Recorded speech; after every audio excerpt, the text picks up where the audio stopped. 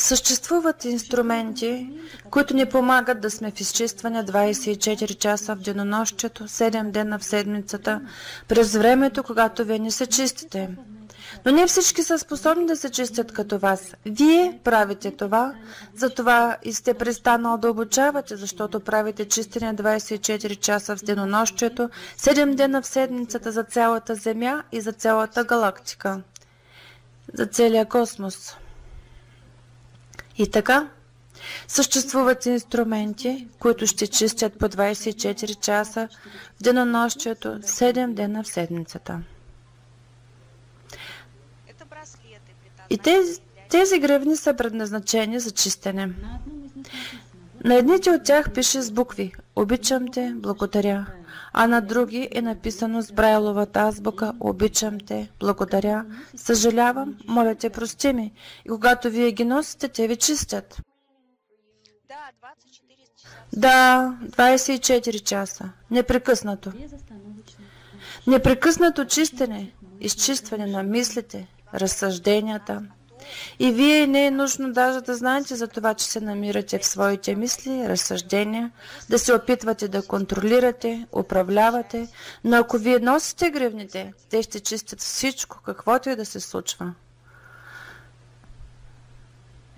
Това е толкова дълбоко.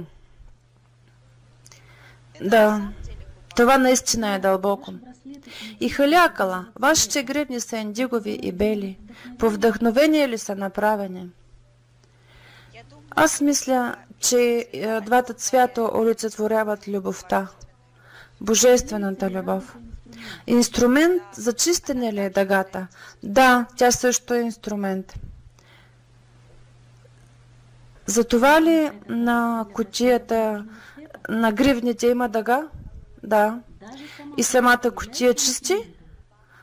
Да.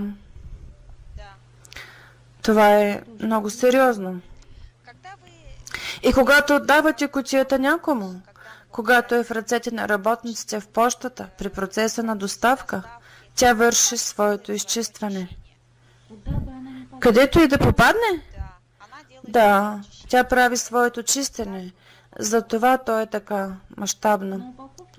На опаковката има информация, написана от вас, и сега за нас тя е достъпна, но много хора не получават тази опаковка. Бихте ли ни прочели това, което е написано, за да могат те да чуят това с вашия глас?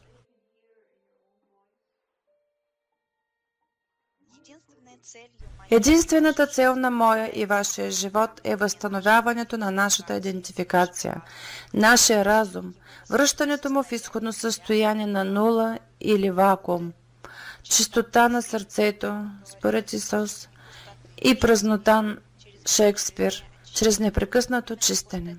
Именно в празнотата, в нулата, пребивава божествената любов, даваща ни вдъхновение за идеални отношения, съвършено здраве и богатство. Функция и отговорност на съзнанието, интелекта се явява инициирането на изчистване, грижа за подсъзнанието, обучаване на подсъзнанието на процеса на чистене, а също така и разговор с Създателя за направление в живота. Съзнанието няма ни най-малка представа какви спомени се проиграват 11 милиона в секунда в подсъзнанието. Само божествената любов може да преобразува токсичните спомени в чиста енергия. Божествената любов – това е единственият източник на вдъхновение и просветление. Съзнателният разум не може да изпълнява тези функции в живота. Подсъзнанието е като суперкомпютър, който се явява като ключ в самопознание на аз чрез Хоопонопоно процеса. Ако си обградил с любов и грижа подсъзнанието, то ще ни стане съюзник, чистейки безспирно, даже тогава, когато ние спим. Желая на вас и вашето семейство мир отвъд пределите на разума. Мирът на мой аз, доктор и халякала Хю Лен.